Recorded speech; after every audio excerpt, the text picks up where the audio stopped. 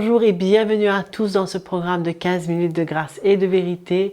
C'est toujours un privilège pour moi de pouvoir vous bénir par un chant avant d'écouter la parole de Dieu apportée par le pasteur Fabien Larubarbe. Alléluia.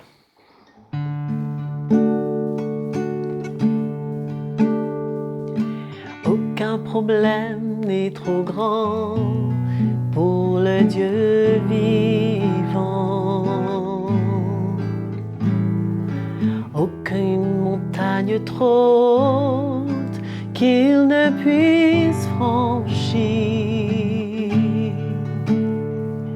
Aucune tempête trop violente qu'il ne puisse calmer. Aucun chagrin trop profond pour le Dieu d'amour. S'il a porté le poids de ce monde sur ses épaules, Jésus mon frère te soutiendra jusqu'au bout. S'il a porté le poids de ce monde sur ses épaules, oui, Jésus mon frère te soutiendra jusqu'au bout. Jésus ma sœur te soutiendra jusqu'au bout.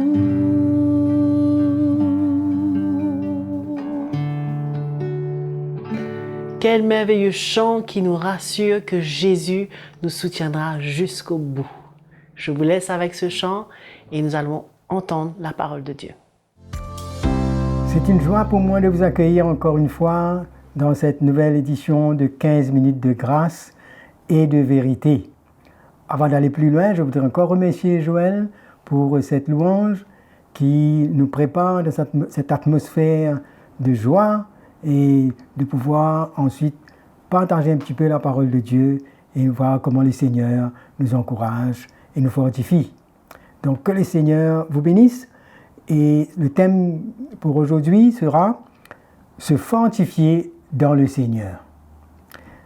Eh bien notre force, on le sait, c'est en Christ. Mais quand nous voyons comment depuis notre conversion, comment on a besoin de faire face à diverses situations dans notre vie.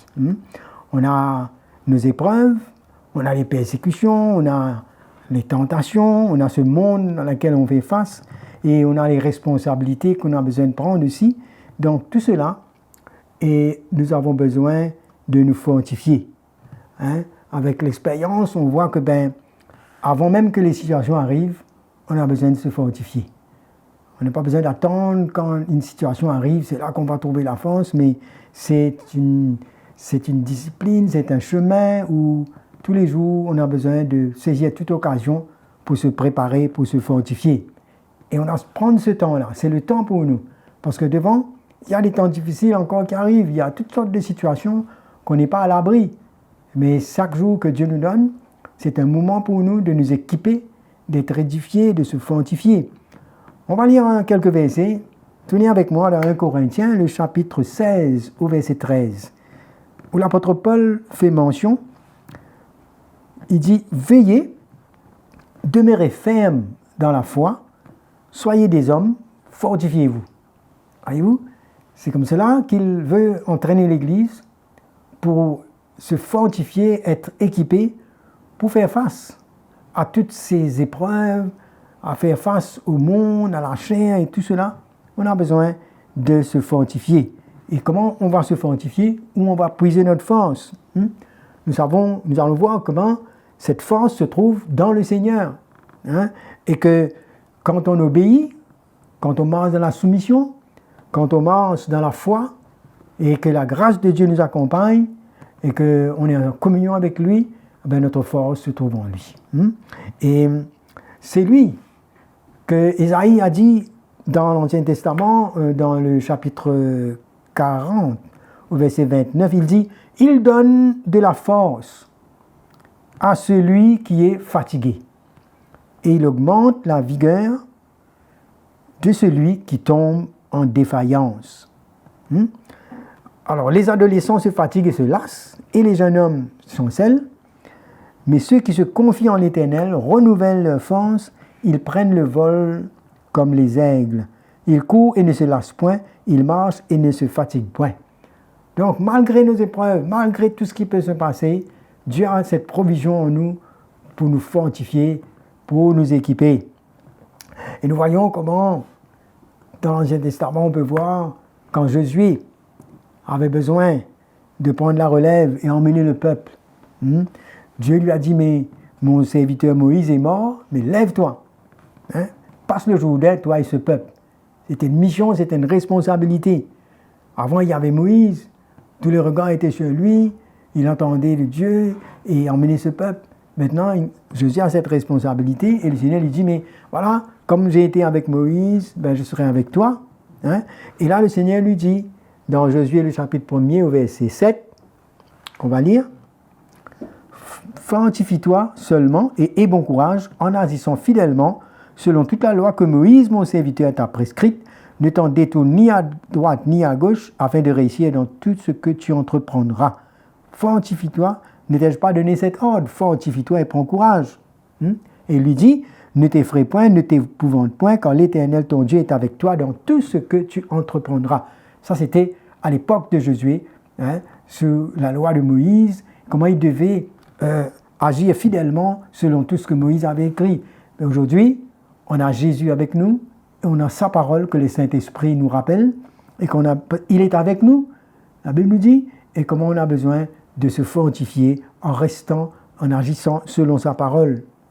Et nous voyons comment plusieurs hommes de foi qui ont puisé leur force dans leur communion avec le Seigneur. Le roi David dit, mais le jour où je t'ai invoqué, tu m'as exaucé, tu m'as rassuré, tu as fortifié mon âme. On peut chercher l'aide de plusieurs frères et sœurs, c'est bien, mais on a besoin de trouver le temps de se fortifier devant le Seigneur, avec lui. Et comme Paul dit, mais soyez des hommes, fortifiez-vous. Cela nous parle de prendre la responsabilité, n'est-ce pas, pour fortifier notre foi. Quand la Bible parle de se fortifier, cela nous parle de notre foi. De pouvoir, parce que c'est par cette foi que nous allons accomplir et réussir ce que Dieu veut pour nous. Alors Romains 4, le verset 20, il nous parle comment Abraham, il ne douta pas pour l'incrédulité au sujet de la promesse de Dieu, mais il fut fortifié par la foi, donnant gloire à Dieu. On a besoin que cette foi soit réellement équipée, fortifiée.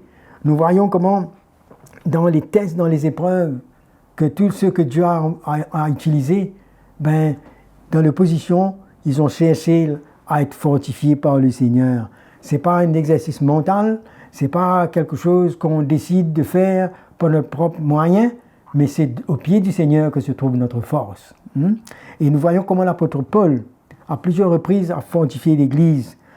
Et lui-même, il déclare dans sa lettre à Timothée, dans 1 Timothée, le chapitre 1er, verset 12, il dit « Je rends grâce à celui qui m'a fortifié. » Parce que lui, auparavant, il était blasphémateur, persécuteur, il était un homme violent, mais Dieu lui a fait miséricorde, l'a restauré et l'a fortifié pour qu'il puisse répondre à l'appel de Dieu.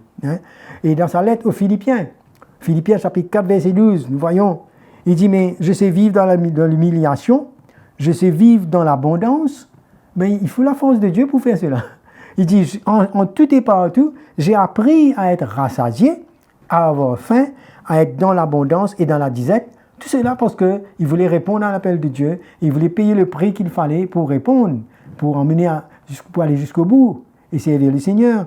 Et au verset 13, toujours là, il dit, je puis tout par celui qui me fortifie.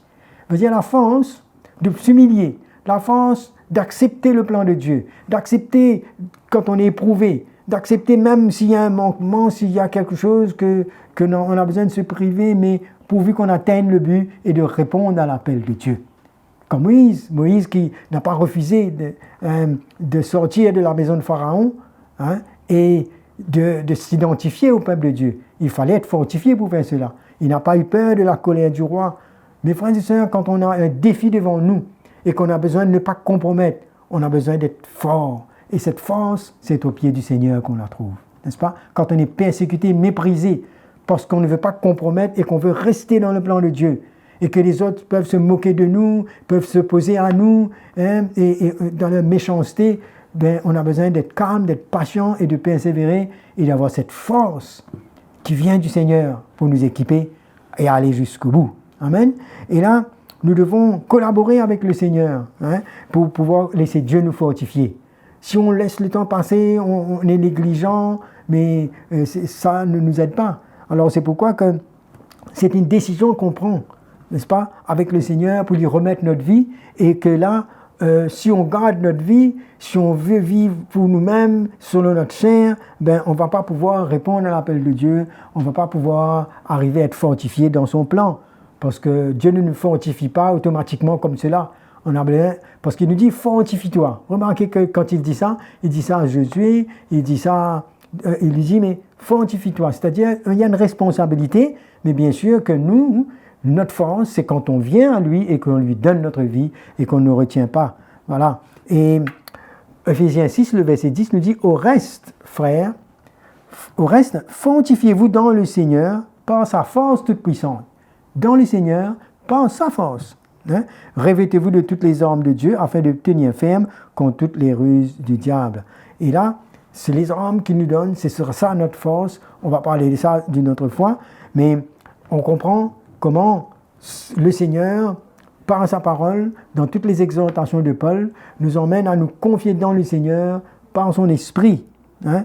Éphésiens 3, le verset 5 nous dit « Afin qu'il vous donne, selon la richesse de sa gloire, d'être puissamment fortifié par son esprit dans l'homme intérieur. » Donc on doit savoir où est cette force, où aller la chercher, n'est-ce pas? À l'écoute de l'esprit et de pouvoir laisser le Seigneur lui-même nous fortifier. Ce n'est pas une force de raisonnement, mais c'est la présence de Dieu en nous. C'est quand on se plie à sa volonté et que notre vie est dans ses mains. Hein? Alors, 1 Corinthiens, le chapitre... Colossiens, le chapitre 1er, le verset 9, la prière de Paul. Il dit « C'est pour cela que nous aussi, depuis le jour où nous en avons été informés, nous ne cessons de prier Dieu pour vous et de demander que vous soyez remplis de la connaissance de sa volonté en toute sagesse et intelligence spirituelle, pour marcher d'une manière digne du Seigneur et lui être entièrement agréable, portant des fruits en toutes sortes de bonnes œuvres et croissant par la connaissance de Dieu. » Et le verset 11 nous dit « Fortifiez à tous égards par sa puissance glorieuse, en sorte que vous soyez toujours et avec joie patient et persévérant. » Persévérant et patient. Voilà la manière que le Seigneur veut nous fortifier. Hein? Et je crois que Paul a reconnu la manière que Dieu l'a fortifié et il encourage Timothée, il encourage l'Église et nous dit que et nous voyons comment l'apôtre Pierre aussi, ils ont tous fait cette expérience de la force de Dieu et nous voyons que Pierre va dire dans 1 Pierre chapitre 5 au verset 10, « Le Dieu de toute grâce qui vous a appelé en Jésus-Christ à sa gloire éternelle, après que vous auriez souffert un peu de temps, vous perfectionnera lui-même, vous affermira, vous fortifiera, vous rendra inébranlable. » Voilà le cœur de Dieu pour nous.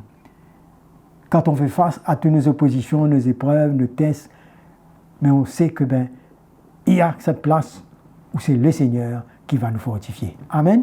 Voilà. Que le Seigneur vous fortifie pour ces quelques paroles. J'étais content d'être avec vous pendant ces moments de partage et je vous retrouverai une prochaine fois. Que le Seigneur vous bénisse. Voilà, c'est la fin de cette session de 15 minutes de grâce et de vérité avec le pasteur Fabien Larrubarbe qui nous bénit chaque jour et nous sommes vraiment reconnaissants. Et je suis sûre que vous avez des témoignages à donner.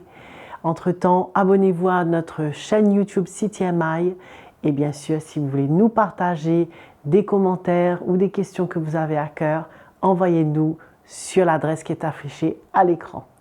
À très bientôt, que le Seigneur vous bénisse et qu'il vous accompagne.